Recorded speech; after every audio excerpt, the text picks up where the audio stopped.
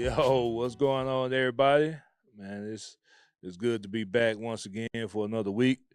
Uh, continue to like, share, subscribe, comment. Uh, Again, I'm always gonna say I appreciate everybody for watching. Take the time out to watch and all that. Big shout out to Jason too, man. I appreciate you. You hit me up today. So I appreciate you, calling, checking on me, man. Be safe out there on that road. Uh, so you told me, man, you be watching the show. So I really appreciate you, man. Um, I just hope something I say, help you out. So I know you said it does. So I appreciate you.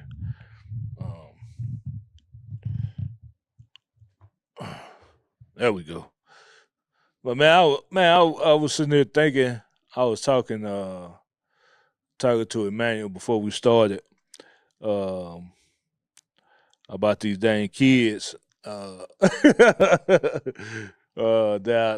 I'm a crossing guard, so I'll be at the school with these kids, man, and uh, I was thinking about um,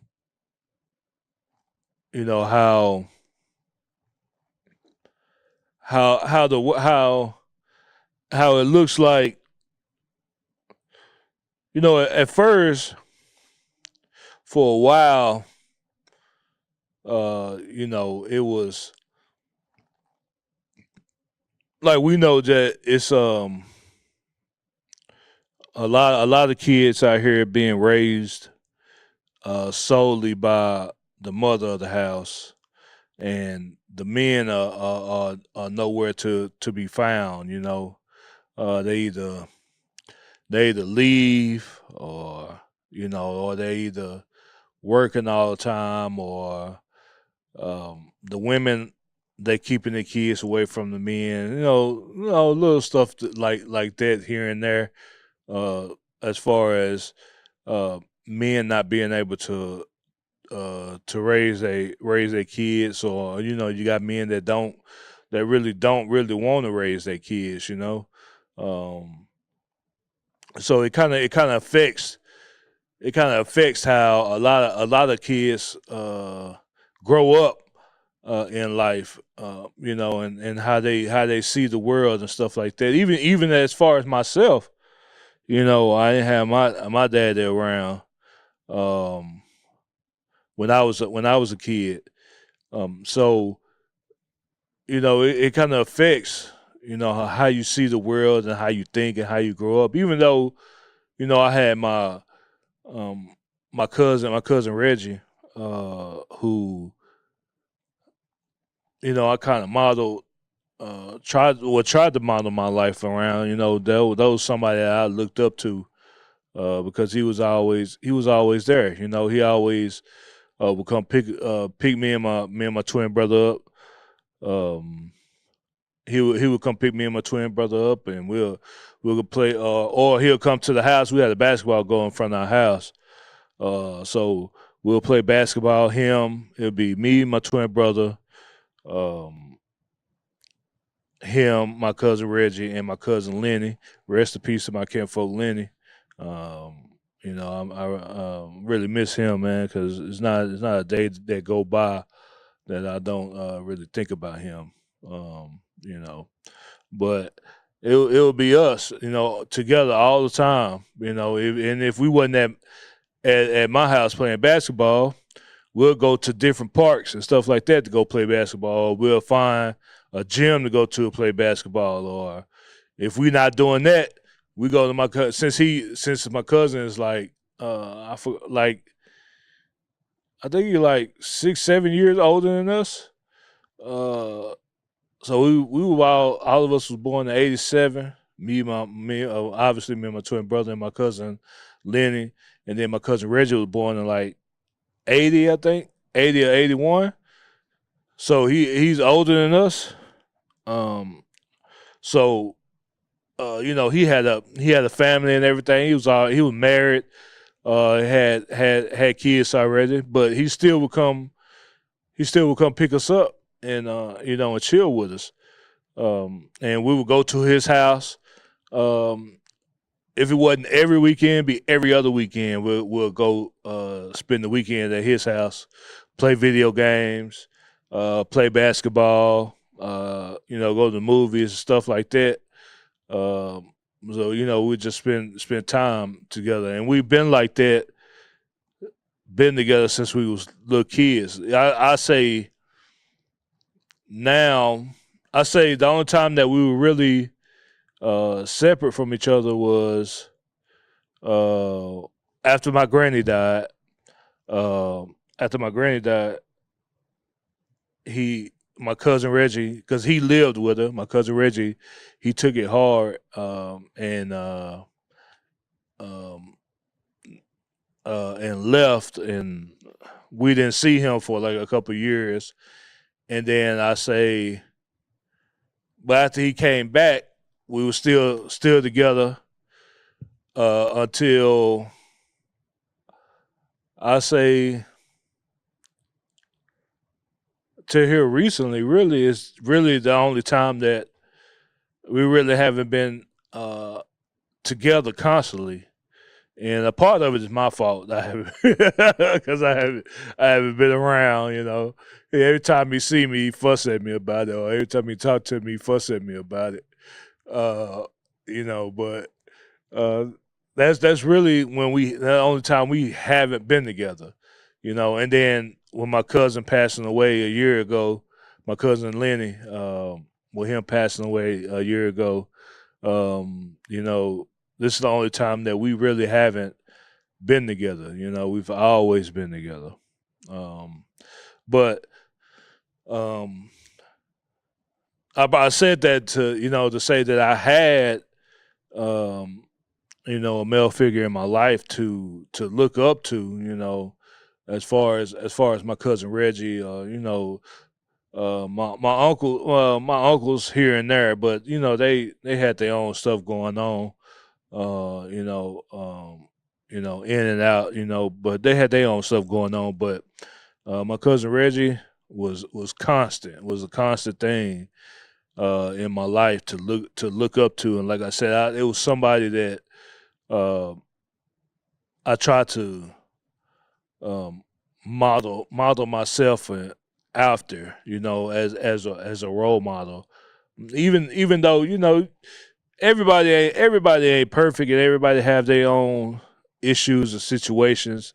You're not gonna get it right 100%, but to have that male figure in your life to look up to, even when I look at I'm me and Emmanuel, we always together now, because we doing stuff with the church and stuff like that. So we always together, and I always find joy in seeing how him and his dad's relationship is, even with his brother, and how they look up to their dad, and how their dad is a constant thing in their life, and how they talk and how they move together. That's I find joy in looking in that, and um, although I still wish I had that myself. You know what I'm saying? Uh, I had that myself in my life. But I didn't. But even even now, that caused me with my own daughter. That caused me to um, see life different. Even though I'm not nowhere near perfect with that either. Like I said, I sat down in here in this chair and told y'all how trash of a dad I am. You know, you know what I'm saying? To how trash of a dad I am to my daughter. Even though my daughter, And I love her so much for it. She thinks I'm the best ever, you know what I'm saying? I'm the best person ever and that been ever been created, you know. and I, and that's how kids are, you know. Although I feel that about myself, she don't feel that about me. Even other people around in my life may feel that I'm that way too. You know how that I'm trash too, but my daughters don't feel that way about me. And I really do appreciate that because that keeps me going and keeps me, uh, thinking about you know ways and how to take care of her and and spend time with her. Like even now, I was joking about I'm ready for the summer to get away from these dang kids that I'll be working with at the school. But really, I'm ready for summer because I want to spend time with my daughter. I want to go get on her nerves. I want to irritate her for the whole summer. That's what I'm thinking about. But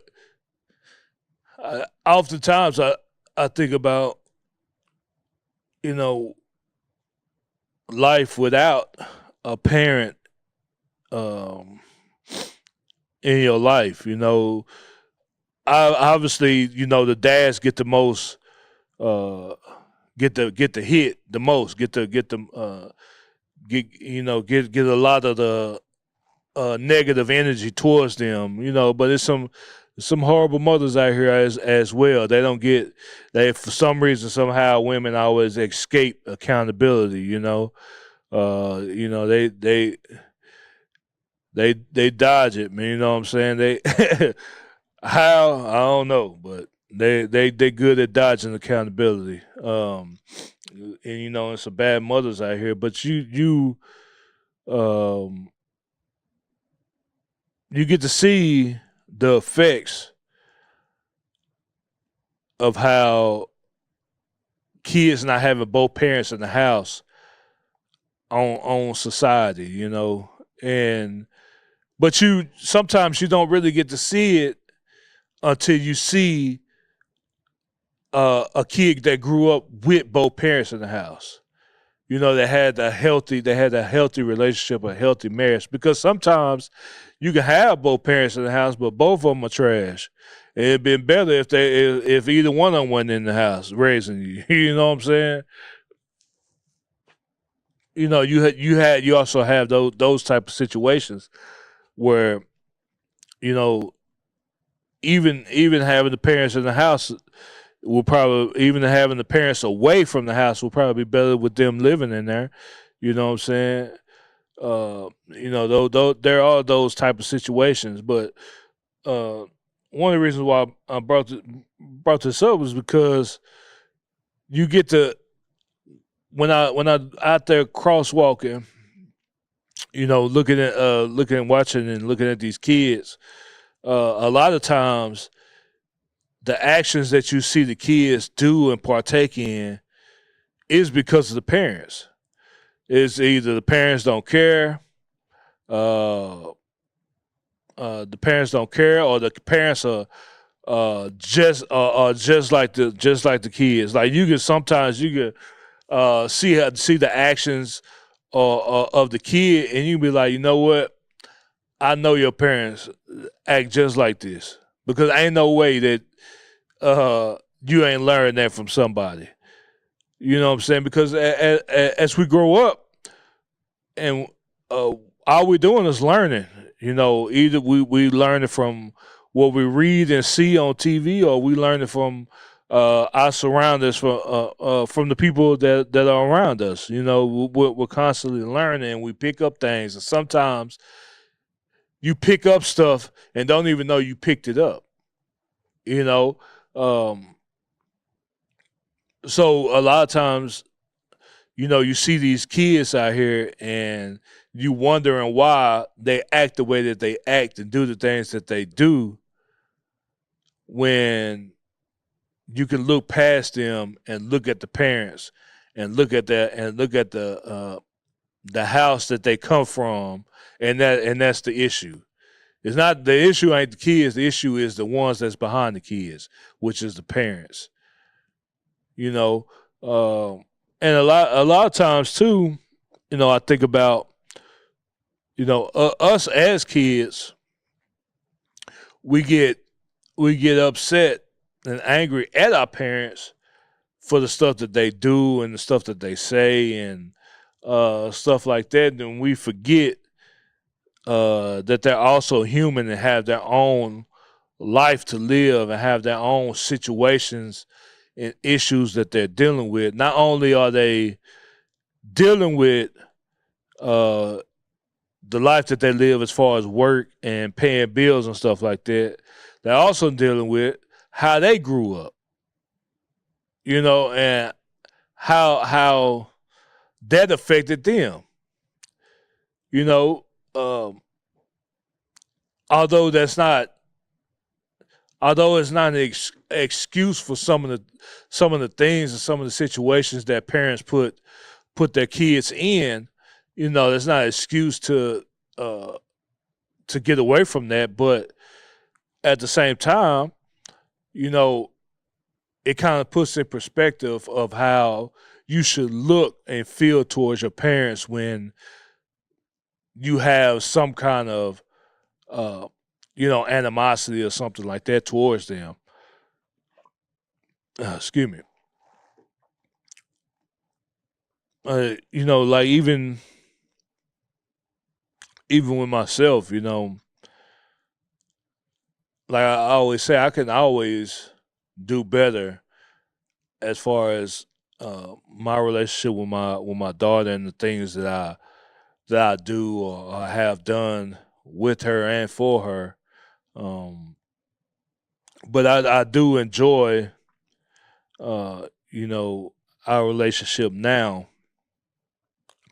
But even with my daughter, does she even know about the stuff that I've been through or the stuff that I've done in life? If she wants to know, of course I will explain it to her. But does she know that uh those does she know that those things still may affect the way I see life and the mistakes that I make in life? You know, um, or and sometimes she might not even care. Really, she might not even care. She might not even care. Uh, but side note, she tried to get me again. She tried to hustle me out some money again yesterday. Like the other day, she hustled me. She hustled me real good. But this time, I told her she ain't getting me this time. She tried to get Starbucks out of me yesterday. Not today. Not today. She ain't getting Starbucks out of me today. I mean, you know what? I bought Starbucks for a couple of weeks ago. It's her mama turn to buy Starbucks. I'm not doing it. I'm gonna try to stay strong too. So y'all pray for me. If she asks me again, if I fold, don't be mad at me. Don't be mad at me if I fold. But I'm gonna try to stay strong. She ain't getting Starbucks out of me, man. It's not gonna happen. But yeah, man, it's just something that I think about. Even uh, and like I said, that's just the things I see out in the world. Now to bring that into uh to the church and bring that to God, even in the church, you have that same issue because you have the issue of the church is set up and catered to women. You rarely see men, manly man in the church. I'm sure they're out there. I mean, of course, you can't put it on all churches because there's always going to be outliers. in everything that happens in life. Everything that goes on in life, there's always going to be outliers. You can't 100% say that something is a fact. There's always going to be outliers in a situation. But for the most part, from what I see, because I didn't grow up in the church, so from what I see in the church, and then a part of that too, with the men not being in the house, a part of that too, why men not being in church, that could be a part of it too. So the men are not in the house, and the women are raising the children, they're going to church.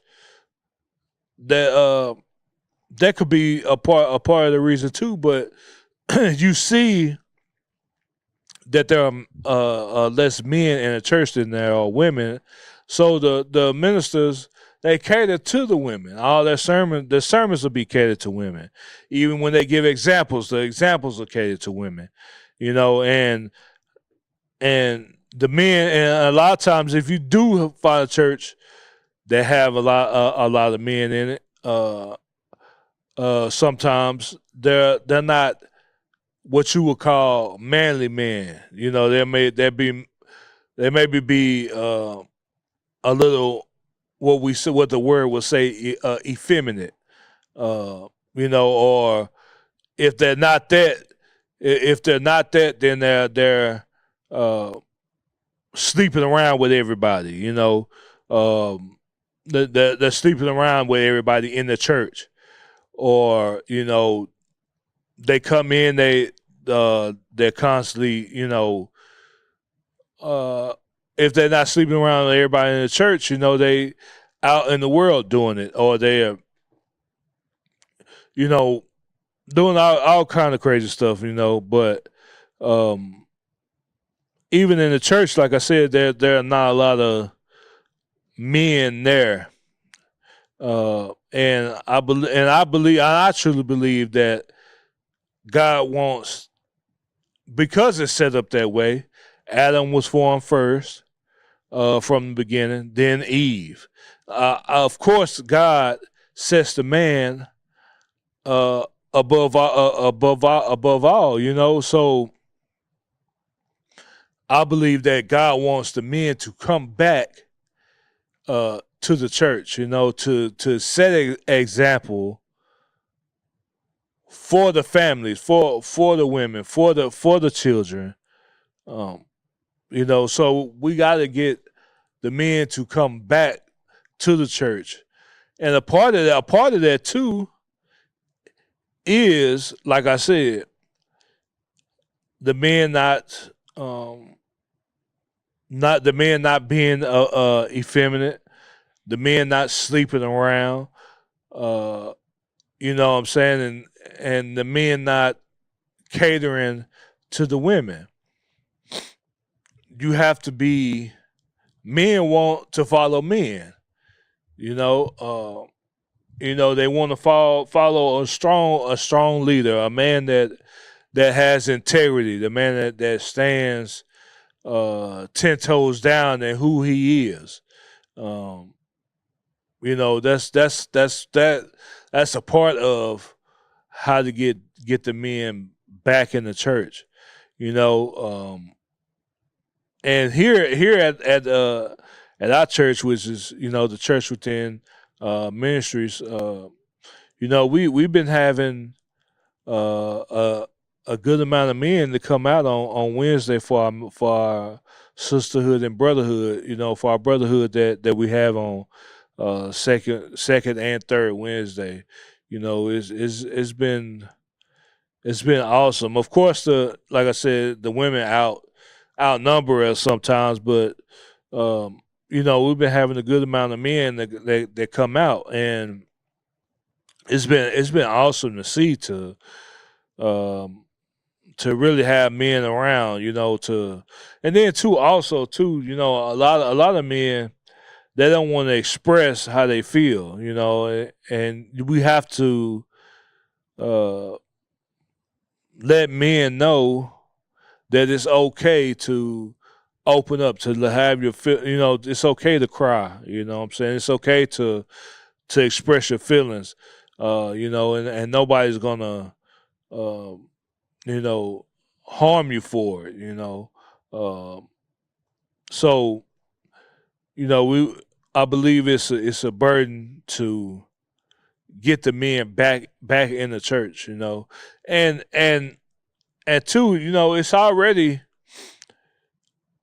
heading in direction in the world that the men are back in the households, and they're back taking care of their kids. Um, I wish I should have pulled up the. I didn't think about I was going to talk about this really, but pull up some numbers or stuff like that of how the men are back taking care of their kids. At one point it was rough. It was rough out there. Of a lot of men wasn't in the household, but it's getting back to it. And I see too a lot on the internet too. A lot of men are telling men, hey, you know, get marry the woman that you with, man, and settle down and have kids with them. Don't just be out here, uh, you know, um, sleeping and everything, and having kids all over the place and not taking care of them, and stuff like that. And I really like that, man. That men are standing up and telling other men like, hey, marry, have kids, settle down. It's way better that way than it is the other way that we've been doing it. So, of course, it's not always going to be 100% received, but um, I believe this is what God wants, and and heading us towards. So, and two, I can't be sitting here um, expressing that, and saying what I've just said, and not also following in the words that I've said. I also have to uh, follow what I just said. I can't be. Although sometimes, I want to, just go out here and just have fun, But I know a better way is to find a good God-fearing woman, marry her, and if I want another kid, and have a kid and raise that kid in the house. Like I said, like I always say, one of the things that eats me alive every day is that I'm not in the house with my daughter. Is that when she goes to sleep, she don't see me. When she wake up, she don't see me. When it's time to eat breakfast, I'm not there. When it's time to eat lunch, I'm not there. When it's time to eat dinner, I'm not there. That really bothers me. That is like that, you know. Um, but like I said, I thank God for technology. You know, I thank God for technology. Um, I really do. But man, I appreciate y'all for hearing me ramble on about what I what I was talking about. I hope something I said, touches somebody, and you know, hopefully it's something good that I said. But I appreciate y'all. Continue to like, share, subscribe, comment. And this has been another episode. Let's talk about it with Los. I'm Los, and I'm out this thing, man.